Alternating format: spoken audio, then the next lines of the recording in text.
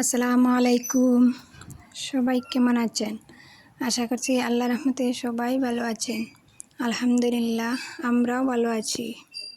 ভিডিওটা আপলোড দিব বলে আপলোড দিতে পারছি না, এত ব্যস্ততার মাঝে।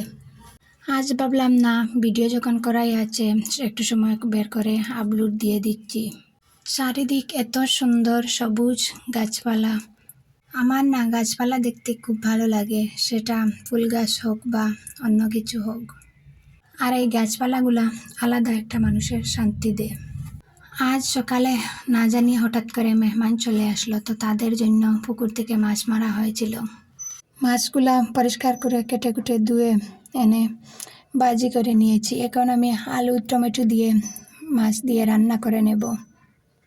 কুকারের মধ্যে তেল দিয়ে তারপর পেঁয়াজ রসুন দিয়ে দিলাম। পেঁয়াজ রসুনের কাঁচা গন্ধটা চলে গেলে তারপরে দিয়ে দিচ্ছি হলুদের গুঁড়া, মরিচের গুঁড়া, জিরার গুঁড়া, সামান্য ধনের গুঁড়া দিয়ে ভালো করে কষিয়ে নেব।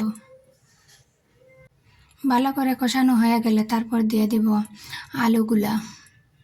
রান্নার স্বাদ হচ্ছে এই কষানোর মাঝে। কষানোটা যত ভালো করে হবে তত রান্নার টেস্টটা ভালো হবে। আলু দেওয়ার পর কিছুক্ষণ নেড়েচেড়ে তারপরে করে রাখা গরম পানি দিয়ে দিলাম। গরম পানিটা দেওয়ার কারণ হলো একটু তাড়াতাড়িও সবজিটা হয়ে যাবে আর টেস্টটাও একটু ভালো আসবে। তো এই তো আর একটু ঝোল দিয়ে তারপরে মাছগুলোও দিয়ে দিলাম। এখন আমার রান্নাটা হয়ে গেছে। রুই মাছ, টমেটো আর আলু দিয়ে এটা ঝোল করে নিলাম। ভিডিওটা দেখতে থাকুন আর আমি আমার কমন সেই প্রশ্নটা করে নেই। আমার আজকের ভিডিওটা যদি ভালো লেগে যায় প্লিজ একটা লাইক দিতে ভুলবেন না। আর আপনি যদি আমার চ্যানেলে নতুন হয়ে থাকেন আপনি চাইলে আমার চ্যানেলটাকে সাবস্ক্রাইব করে নিতে পারেন। আর আপনি যদি ফেসবুক থেকে দেখে থাকেন চাইলে ফলো দিয়ে দিতে পারেন। আর আপনি যদি এই কাজটি অলরেডি করে থাকেন আপনাকে অসংখ্য ধন্যবাদ। তো আপনাদের সাথে কথা বলতে বলতে দুপুরবেলা ভাতটাও খেয়ে নিচ্ছি। একটা জাম্বুরা গড়ে ছিল, আজ আর ভাবছি ভর্তা করে খাবো না, এইভাবেই খেয়ে নিব। আমার হাজব্যান্ড কেটে কেটে দিচ্ছেন আর আমরা একে একে করে নিয়ে নিচ্ছি। তারপর সন্ধ্যাবেলা খুব গরম লাগছিল, তো ভাবলাম শরবত বানিয়ে খাওয়া যাক। শরবতের গুঁড়া পাউডার দিয়ে এই শরবতটা বানিয়ে নিলাম। এই গরমের মধ্যে চা খেতে ভালো লাগছিল না, তারপর ভাবলাম শরবত বানিয়ে খেয়ে নেই। আজ দুপুরবেলা ভাতটা একটু আগে খাওয়া হয়ে গিয়েছিল, তো তার কারণে সন্ধ্যাবেলা সবার পেটে খিদা লেগে গেছিল। দুপুরে রান্না করা ছিল চানা বুনা, তো ভাবলাম পোলাও রান্না করে নেই। সন্ধ্যায় হালকা পাতলা নাস্তা করে নেব। ভাবছিলাম হালকা পাতলা, কিন্তু রইল কি আর হালকা পাতলা, এটা ভারী নাস্তা হয়ে গেল। তো এইটা খাওয়ার পর রাত্রিবেলা কেউ খেয়েছে ভাত, আবার কেউ খায়নি। পোলাও, চানা বুনা, সাথে পাঁপড়, সালাড, ডিম সবাই মিলে খেয়ে নিয়েছি। পরের দিন বিকেলবেলা গিয়েছিলাম বাবার বাড়ি। আব্বা বাজার থেকে এনেছিলেন বড় একটা মাছ, সাথে মুরগি, ব্রয়লার মুরগি। আমি এখানে চিকেন বুনা করব, তার কারণে পেঁয়াজ রসুনটা ব্লেন্ড করে নিয়েছি। এখানে কড়াই বসিয়ে পরিমাণ মতো তেল দিয়ে তারপর ব্লেন্ড করে রাখা পেঁয়াজ রসুনটাও দিয়ে দিলাম। দিয়ে নেড়েচেড়ে ভালো করে কাঁচা গন্ধটা ছাড়িয়ে নেব। বাবার বাড়িতে সামনে একটা বড় আয়োজন হবে, তো তার কারণে যাওয়া আসা লেগেই আছে। আপনারা আস্তে আস্তে বুঝতেই পারবেন সামনের আমার ব্লগগুলো দেখলেই। একটু কষানোর পর মশলার উপকরণগুলি একে একে করে দিয়ে দিব। একটা টমেটো কেটে দিয়ে দিলাম কুচি কুচি করে।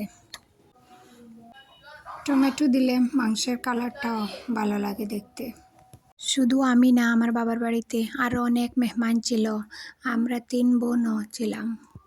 সবার বাচ্চা কাচ্চা নিয়ে অনেকজন ছিলাম, তো তাদের জন্য আরও অনেক রান্না করা হয়েছিল, সেটার আর ভিডিও করিনি। সময়ও পাইনি আর মনেও ছিল না ভিডিও করার। যেটুকুই করতে পেরেছি সেইটুকুই করেছি ভিডিও। মানুষ অনেকজন থাকার কারণে তাদের আপ্যায়ন করা, খাওয়ানো দাওয়ানো সব মিলিয়ে অনেক ব্যস্ততায় ছিলাম। আর আমি না, যে কোনো জায়গায় গেলে হাত গুটিয়ে বসে থাকতে পারি না। আর মায়ের কাজগুলো দেখে তো হাত গুটিয়ে বসে থাকবো এমনটা তো মোটেই নয়। তো এখন আমার দাদি পান বাটাটা রেডি করবে।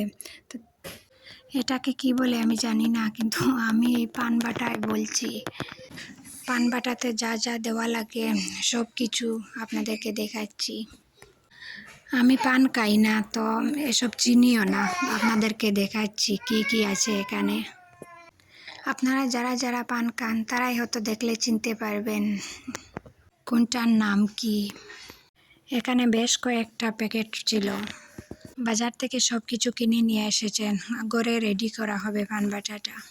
আমার দাদি উনি নিজে পান বাটা খুব সুন্দর করে রেডি করতে পারেন। সাথে আমার মেজো চাচিও ছিলেন, উনি আবার এসবে খুব এক্সপার্ট।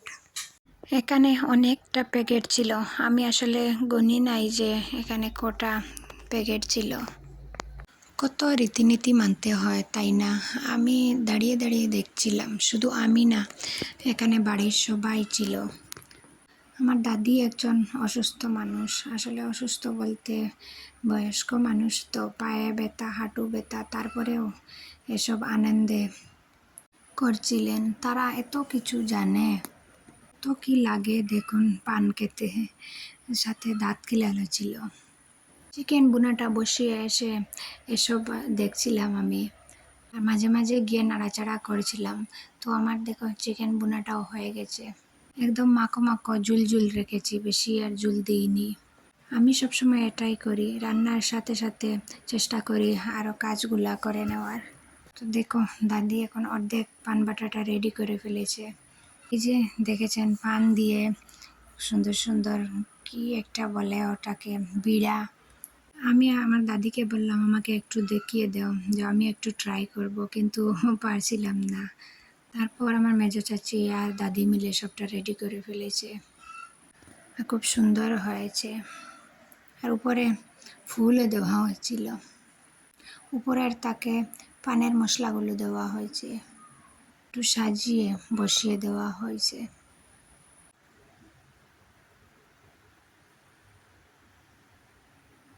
বাড়ির সবাই মিলেমিশে একসঙ্গে কাজ করছি, তো সময়টা কিভাবে পার হচ্ছে আসলে বুঝতেই পারছি না।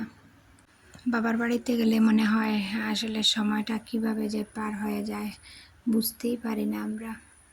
আমার মেজো ভাই আসার সময় ড্রিঙ্কস এনেছিল, তো আমরা বোনেরা মিলে ডং করেছিলাম।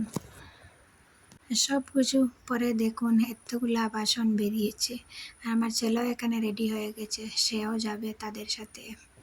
তাকে আজকে পাঞ্জাবি পরিয়ে দিয়েছি, সে খুব একটা ক্যামেরার সামনে আসতে চায় না, আমি আর তাকে জোর করি না। আজকের ভিডিওটা এ পর্যন্ত। সবার সুস্বাস্থ্য কামনা করে আপনাদের কাছ থেকে বিদায় নিয়ে নিচ্ছি।